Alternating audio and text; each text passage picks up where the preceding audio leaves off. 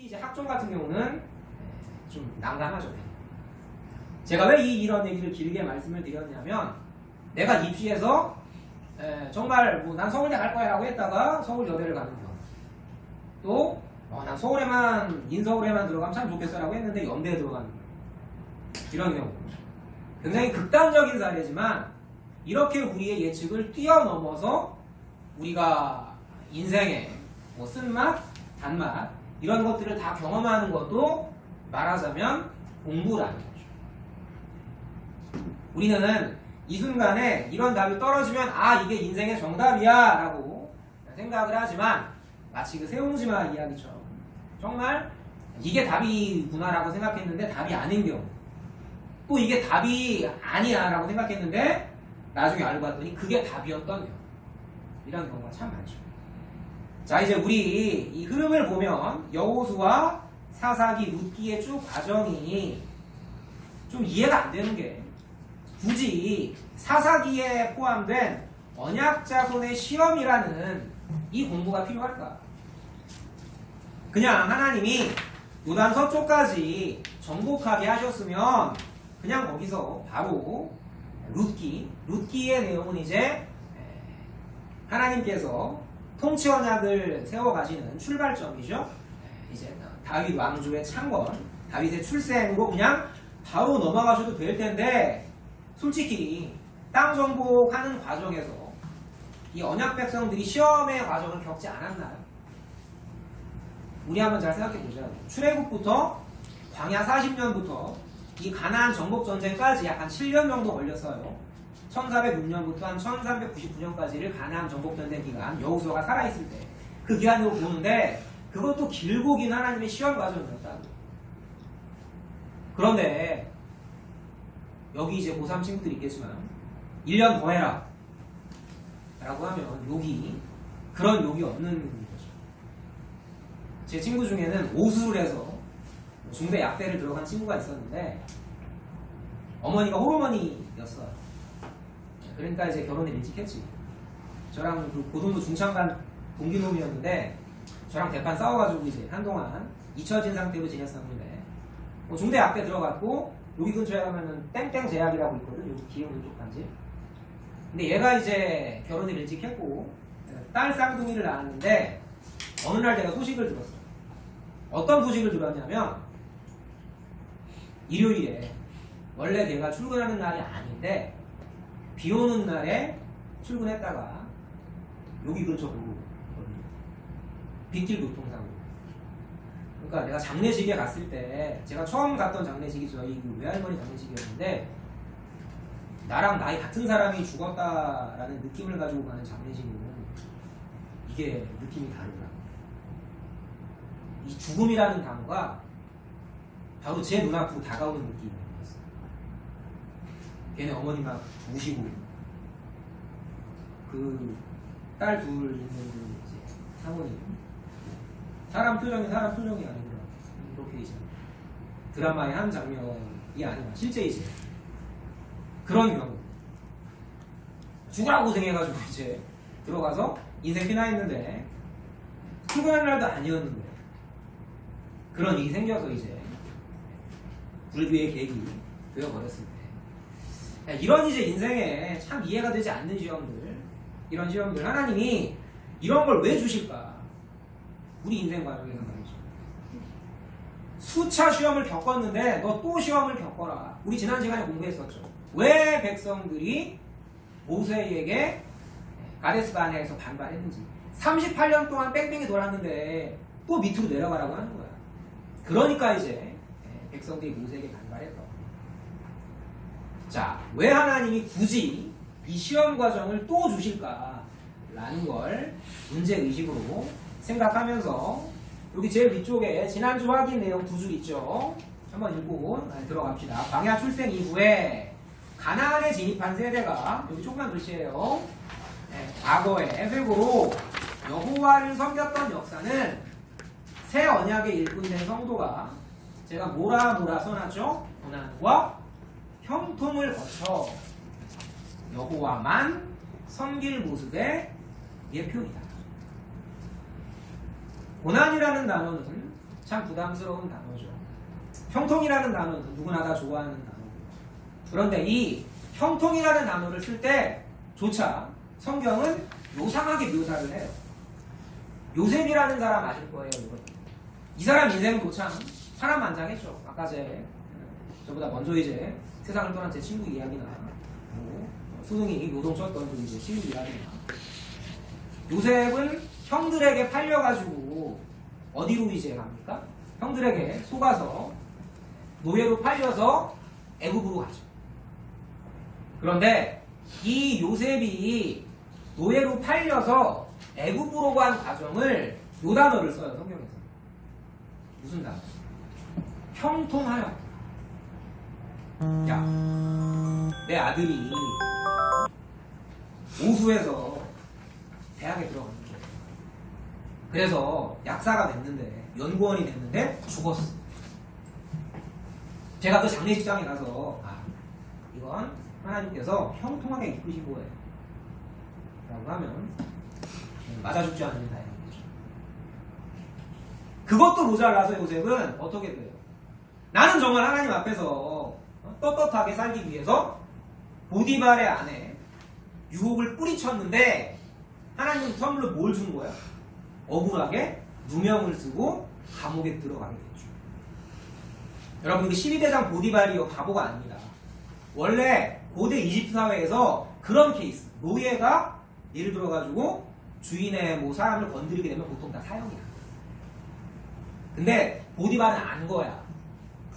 요셉을 믿은 거지 말아서는. 얘가 그런 애가 아니다. 근데 요셉을 넌 무죄야라고 할 수는 없으니까 이제 감옥에 집어넣은 거였어. 근데 어쨌거나 그 억울하게 누명을 쓰고 감옥에 들어갔는데 그 과정을 또 성경에서는 얄밉게 뭐라고 표현해요? 요셉이 감옥에서 형통하여. 성경 이런 때는 막 찢어버리고 싶지 않으세요? 그게 형통입니까? 근데 그걸 성경은 왜 형통이라고 이야기를 하는지 그게 이해가 돼야 여러분들이 복음을 제대로 깨닫게 되시는 거예요. 자, 사사기 이제 간단하게 개론 들어가 보면은요, 젖지라는 말로 다 아시죠? 심판, 재판한다라는 뜻입니다. 원래는 재판관이자 구원하다, 통치하다 이런 이야기들. 그러니까 사사라는 말은 군사적인 스승이란 뜻이에요. 그러니까 이제 정확하게 정리하자면 뭐 군사적인 지도자 뭐 요쯤 되겠죠. 그런데 이제 사사의 역할은 거기 나와 있는 것처럼 군사 지도자, 평상시에는 정치 지도자, 전쟁이 터졌을 때는 군사 지도자였는데 얘는 왕과는 달리 세습되지 않았고 부분적으로 통치를 했죠. 전 지역을 통치한 건 아니었어요. 나중에 나오는 다윗처럼. 그래서 사사기 기록의 배경은 타협과 타락의, 우리 지난 시간에 공부했죠? 다음 세대가 아니라 다른 세대. 말씀을 잊어버린 다른 세대. 그냥 광야에서 죽도록 고생하고 가나안을 정복한 게 아니라 가나안 땅에 아빠가 성공한 CEO인 덕에 그냥 나도 태어나면서부터 CEO. 그러니까 자수성가한 CEO는 기업을 지키지만 뭐 다 그런 건 아니겠지만 그냥 자식 예뻐가지고 우쭈쭈 키운, 우리 드라마에 흔히 나오는 이제 생각 없는 재벌 2세 그런 경우처럼 이제 다른 세대가 되어버렸던 그들에게 신명기에서 뭐라고 경고했죠? 내 하나님 여호와께서 그들을 내게 넘겨 내게 치게 하시리니 너는 그때 그들을 싹 다 죽여 없어버려라. 굉장히 잔인한 말이죠. 어떻게 그 땅에 들어갔다고 거기 살던 사람들을 싹 다 죽여 없애버리라고 해. 이건 상식적으로 이해가 안 되는 말이거든요. 우리가 지금 하나님을 믿으니까 이게 그렇구나 라고 하는 거지, 이걸 우리가 상식적인 차원에서 생각해보면 이건 전혀 말이 안 되는 거죠. 근데 왜 하나님은 이런 잔인한 명령을 내리셨을까? 뭐 하지 말라고. 제가 지금 거기 뭐라고 써놨어요? 타협과 타락이라고 했죠. 타락의 시작은 뭐예요? 타협이에요. 여러분 계획표 딱 짜놓고 여러분들이 계획표대로 하지 못하고 실패할 때 출발점이 뭡니까? 오늘만 좀 쉬고, 오늘까지만 쉬고, 이번 주까지만 쉬고, 다음 주까지만 쉬고, 이렇게 자기가 자기랑 타협을 하죠. 그러면서 이제 실패가 시작되는 거죠. 똑같아요. 하나님께서 싹 다 죽여 없어버려라 라고 하신 이유는 타협하지 말라. 그들과 타협하지 말라. 이 지역은 어떤 지역이었어요? 온갖 우상과 음행과 성병이 창궐하던 지역이었어요. 그들과 타협하지 말아라. 그런데 타협했죠. 그리고 타락이 시작됐어요. 그리고 뭐가 없으므로? 왕이 없으므로. 물론 사사가 중간중간에 왕의 역할을 하긴 했지만 그 역할은 제한적이었죠. 오른쪽 위에 보시면 이제 제가 이스라엘의 사사들 해놓고 쭉 12명을 쭉 정리해놨지만 이건 나중에 성경 읽으실 때 참조하시면 되겠고요. 중간중간에 공백기가 많아요. 공백기도 많고 또 이제 사사가 절대적인 영향력을 행사하지도 못했고, 그런데 이제 왕이 없으므로라는 구절이 총 4번 나옵니다. 사사기 17장, 18장, 19장, 21장에 이것이 4번씩이나 반복되었던 이유는 뭐예요? 왕이 없으므로 너네가 이렇게 계속 개가 토한 것을 두루먹는 것처럼 타락을 반복한다. 너네 모습을 보아야 너네에게 우리를 이끌어줄 참 왕이 필요하구나 라는 생각이 떠오르게 되는 거죠. 그러니까 왜 사사기 다음에 룻기가 와야 되느냐는 너무나 명확해지는 거예요. 너네들의 신앙적인 중심을 잡아줄 왕이 없는 너네들의 꼬락서니를 받지. 그러니까 너네들에게는 왕이 필요한 거예요. 백성들은 그걸 인간적인 왕으로 착각하고 사울을 세웠지만 하나님은 그 겉모양이 아니라 우리의 중심을 보시면서 이제 그 중심에 하나님이 합하셨던 다윗을 이제 왕으로 세우시는 거죠. 물론 그것은 사사도 다윗도 다 모두 우리를 영원의 나라로 이끄실 그리스도의 예표라는 건 다 알고 계시겠지만 밑에 만화 보시면 이게 이제 범죄, 징계, 회개, 구원, 타락. 한번 쭉 훑어보세요.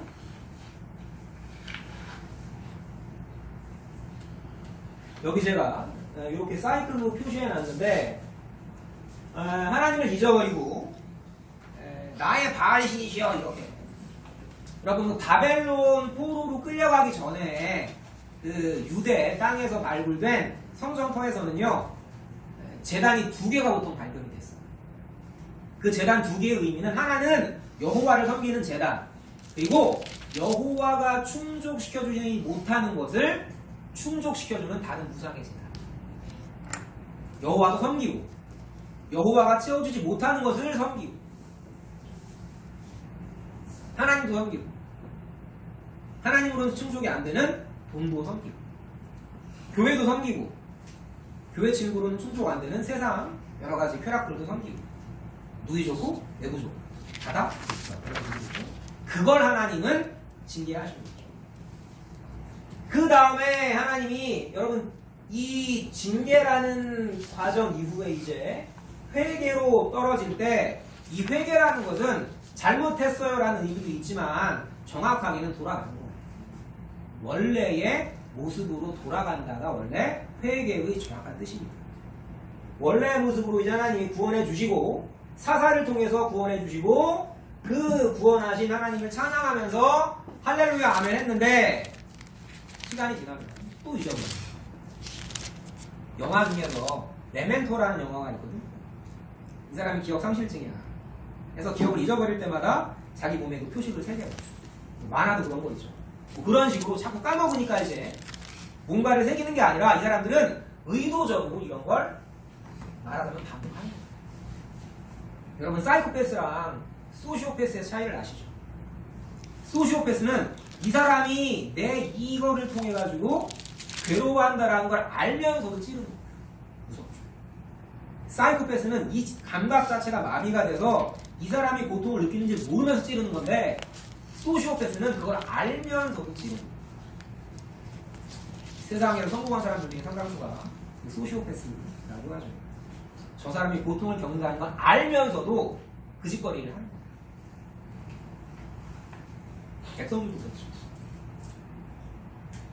하나님을 잊어버리고 우리가 타락했을 때 하나님이 얼마나 괴로워하신다는 걸 알면서도 이 짓거리를 계속 반복하는 거예요. 약 한 7차례를요 계속 여러분 찔리지 않으세요? 전 많이 찔렸거든요. 내가 이렇게 실수를 해도 하나님 용서해 주시겠지. 내가 이렇게 제멋대로 살아도 하나님이 용서해 주실 거야. 그게 영원한 제사 아니야. 그게 히브리서에 나오는 그리스도의 영원한 제사 아니야. 단 한 번의 속죄로, 영단번의 제사로 내 모든 죄를, 내 지은 죄뿐만 아니라 내 지을 죄도 용서해 주시는 하나님. 그게 복음 아니야. 그거 복음 아니에요. 아시겠어요? 그거 복음 아니에요. 그걸 성경에서는 양심의 화인 맞았다, 양심의 불도장을 맞았다 라고 표현합니다. 내가 물론 육신을 입고 약하기 때문에 어쩔 수 없이 실수하고 살죠. 그거 하나님이 이해 못하십니까? 그런데 아까 제가 그 말 던졌던 때 그 분위기 여러분 기억하십니까? 그 싸한 분위기? 그 분위기가 여러분 안에 하나님이 살아계시다라는 분명한 증거예요. 이건 아니지. 이건 아닌 거야. 어떻게 하나님이 지은 죄와 지을 죄를 모두 영단번의 제사로 용서해 주셨다고 해서 그걸 나의 범죄에 합리화해 쓸 수가 있어. 이 생각이 건전한 복음이 들어간 영의 상태예요. 양심의 화인 맞은 상태는 소시오패스처럼 찌르고 언젠가 제가 그걸 말씀드렸죠. 예수님 손목과 발등에 못 박히신 김에 옆구리에 창 한 번 찔리신 김에 제 죄를 위해서 한 번 더 찔러주시죠. 이왕 찔리신 거. 이거 복음 아니잖아. 그죠? 여러분들 이 얘기에 동의 안 하시잖아. 우리가 그렇게 실수를 반복할 때도 하나님은 우리를 끊임없이 용서해 주셨다. 밑에 보시면 느낌표 언약 자손을 향한 시험의 의도는 너희의 믿음을 확인하라는 거예요. 여기서 이 믿음이라는 단어를 오해하시면 안 돼요. 그래. 어떤 일이 있어도 내 인생을 잘 풀릴 거야. 어떤 일이 있어도 난 다 용서받을 거야. 이런 믿음을 말하는 게 아닙니다. 내 최종적인 구원은 나의 능력이 아니라 예수의 능력. 사사기의 표현을 빌자면 백성의 회개가 아니라 하나님께서 은혜의 선물로 보내시는 사사의 역할이 아니면 우리의 죄는 용서받을 수 없다. 그러니까 너희가 믿음에 있는가 너희를 시험하고 너희를 확증하라는 고린도후서의 말씀은 어떤 믿음? 네가 아무리 못나 보이고 네가 아무리 초라해 보이고 네가 아무리 너 친구 정말 나쁜 새끼다 이렇게 스스로를 자학할지라도 너 그래도 뻔뻔스럽게 예수의 십자가 앞으로 갈 수 있어. 그 믿음이 있어. 이걸 말해. 흔들리지 않는 믿음을 말하는 것이 아니라 다시 하나님께 돌아갈 수 있는 용기를 말하는 거예요. 이게 믿음이에요. 성경에서는요 절대로 네가 이런 정도의 모습을 보였기 때문에 택자야 라고 말하지 않습니다. 내가 그럼에도 불구하고 정말 짐승처럼 살지라도 그럼에도 불구하고 예수의 십자가만을 바라보느냐 이걸 택자의 조건으로 삼는 거예요. 절대 우리의 행위를 통해서 우리가 십자가 앞에 나갈 수 있는 것이 아니라 이미 우리를 용서하신 그리고 앞으로도 용서하실 또 그 용서하실 것을 육체의 교육에 삼지 않을 우리의 선한 양심을 보시고 하나님이 우리를 택자로 삼아주시는 거죠. 여호수아 마지막에 24장 21절에 오직 여호와만 섬기겠노라 라는 맹세는 너무 허무하게 쓰러져 버립니다. 이 사사기에서 제가 아까 총 약 7차례쯤이라고 말씀을 드렸는데 계속된 실수, 하나님의 용서, 또 타락, 또 하나님의 용서, 또 타락, 또 용서 이런 것들을 반복하면서 뭐가 필요한가? 우리는 반복된 하나님의 은혜가 아니면 살 수 없는 존재구나. 은혜 아니면 살 수 없는 존재구나 를 바라보는 것이 믿음이지. 내가 할 수 있어. 난 적어도 쟤랑은 달라. 하나님 제가 이 정도 했죠.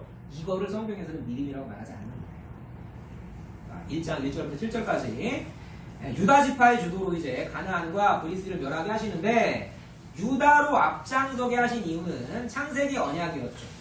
그 통치자의 지팡이가 유다의 발 사이에서 떠나지 않는다. 집에 가서 나중에 확인해 보세요. 그래서 승리의 근거는 유다 지파의 기업 안에서 몫을 받은 시므온의 땅은 유다 지파가 분배받은 땅이랑 겹쳐요. 그 둘과 더불어 올라갈 때 여호와께서 우리 여호수아에서 수도 없이 봤던 표현이죠. 이미 하나님께서 그들을 너희 손에 붙이셨다. 너희 손에 이미 넘기셨다. 우리는 이미 이기고 싸우는 싸움이다라는 것. 그런데 이제 아도니 베색의 엄지손 발가락을 아까 우리 읽었던 내용은 아닌데 자르게 하십니다. 요 아도니 베색이라는 인간이 다른 사람들을 정복했을 때 그들의 엄지손가락과 발가락을 잘랐거든요. 이유는 엄지손가락과 엄지발가락이 없으면 전사로서의 기능을 상실하죠. 옛날 왕들은 키 큰 사람들을 뽑았거든.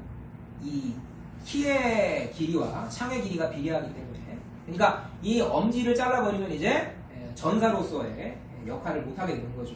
그런데 요 인간이 했던 그대로 받게 하세요. 아까 제가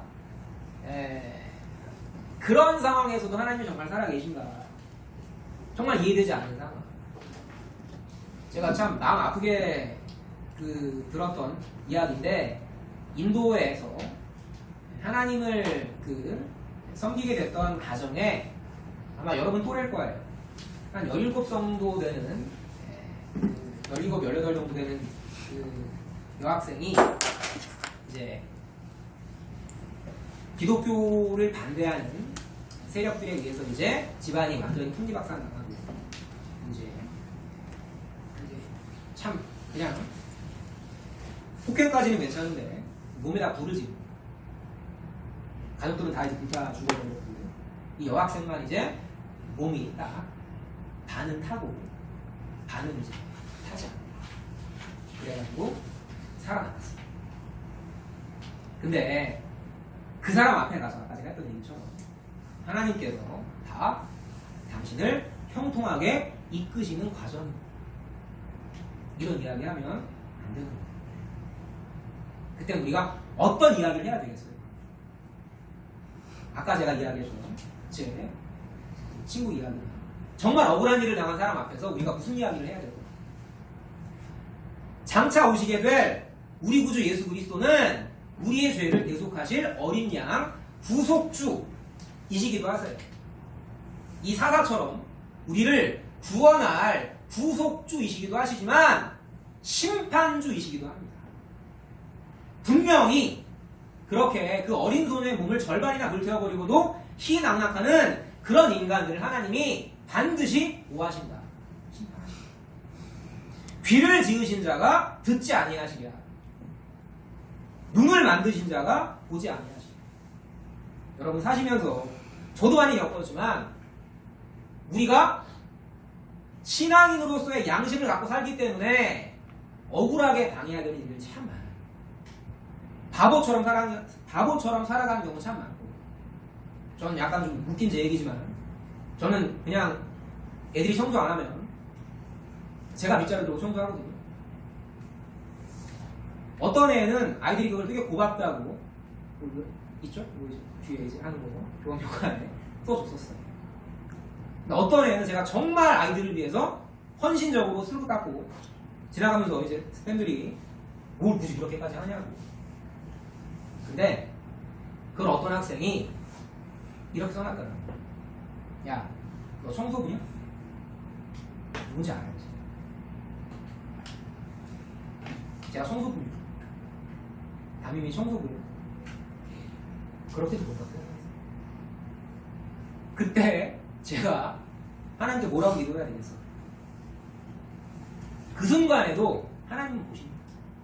우리는요 사람 앞에서 행동하는 게 아니에요. 우리 다 외우고 있는 구절이죠. 그때 그 말씀이 떠올라야 됩니다. 뭐라고? 무슨 일을 하든지 마음을 다하여 죽게 하듯 하고 사람에게 하듯 하지 말아라. 다 보십니다. 다 하나님이 심판하세요. 우리 각자도 다 하나님의 심판대 앞에 서지만 그들도 하나님의 심판대 앞에 서요. 그 어린 소녀의 몸을 절반 가까이 불태워버린 그 인간도 반드시 하나님 심판대 앞에 선다. 우리는 그걸 바라보는 거예요. 예수님 다시 오실 그날에 우리 몸에 이 썩어 없어질 몸이 부활할 그 기쁨도 바라보는 것이지만 우리에게 정말 불합리하게 대했던 그들의 악행도 하나님이 반드시 심판하시는 거예요. 그때는 하나님이 심판하십니다 라고 위로해야지 다 형통한 거예요 라고 위로하시면 안 돼요. 어쨌거나 밑에 쭉 보시면 1장 8절부터 15절까지는 이제 예루살렘과 헤브론과 드빌까지를 쳐서 멸하시게 하는 과정인데 쭉 읽어보시면 이제 이건 근데 반복되는 내용이에요. 이건 여호수아에 있는 내용이거든. 근데 이 내용이 왜 또 들어갔을까? 거기 보시면 드빌 정복전의 결과 유다 지파 갈렙의 조카 온니엘과 그 사촌이었던 악사의 결혼. 이거 고대 사회에서 뭐 흔한 경우는 아니지만 있었던 케이스라고 말씀드렸고, 그런데 신부 악사가 얻게 된 땅은 남방 쪽이었어요. 이 남방은 그 네게브 사막지대입니다. 굉장히 험한 지역이었어요. 여기를 이제 얻게 되는데, 그래서 신부 악사가 뭘 요구하는 거예요? 샘물을 요구하는 거예요. 이건 그냥 들어가 있는 게 아니에요. 왜 여호수아에 있는 이 내용이 사사기 초반부에 반복이 되느냐? 이게 사사기의 흐름이에요. 이게 사사기 시험의 가장 중요한 포인트입니다. 어떤 삶이에요? 광야 같은 삶이에요. 사막 같은 삶입니다. 죽음의 땅과 같은 삶이에요. 하루하루가 너무나 지치고 고단한 삶이에요. 그 삶 가운데에 서라야 뭐가 절실하게 우리에게 요청되는 거죠. 생물. 5번이나 남편을 갈아치우고 6번째 남편과 살던 그 사마리아 여인 앞에서 예수님이 하셨던 말씀은 뭐죠? 내가 너에게 영생하도록 솟아나는 생물을 주리라.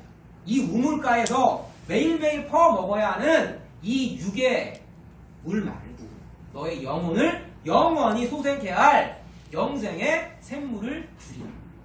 그 요한복음 4장 14절, 그 영생의 샘물의 은혜가 아니면 우린 살 수 없어요.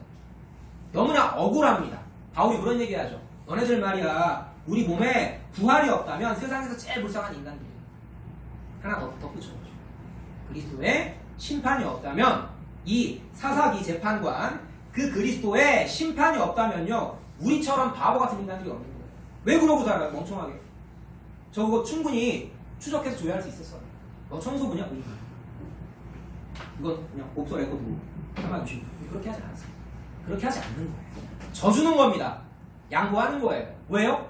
우리는 영원한 부활을 가졌기 때문에, 영생의 샘물을 받은 자이기 때문에 작은 것들은 그냥 용서하고 사는 거예요. 세상적으로 말하는 한 발짝 물러가는 것이 뭐 2발짝 앞서 나가는 뭐 지름길이다, 이런 차원의 이야기가 아니라 우리는 영원한 약속과 영원한 샘물과 영원한 나라를 하나님께 받았기 때문에 작은 것들은 포기하고 살 수 있다. 기도하고 마치도록 하겠습니다. 하나님 감사합니다. 저희 가운데에서 여러 가지 형통과 곤고의 시절이 있을 때, 형통할 때는 기뻐하고 곤고할 때는 생각하라 하셨습니다. 하지만 저희 인생에서 어떤 것이 형통이고 어떤 것이 곤고인지 저희가 때로는 분별하지 못합니다. 그러나 저희 안에 계신 당신의 영께서 모든 것들을 선하게 분별하게 하시고 인내하게 하시고 기다리게 하시고 결국 승리하게 하실 것을 믿습니다. 감사합니다. 이 모든 말씀 예수님 이름으로 감사하며 드리겠습니다. 아멘.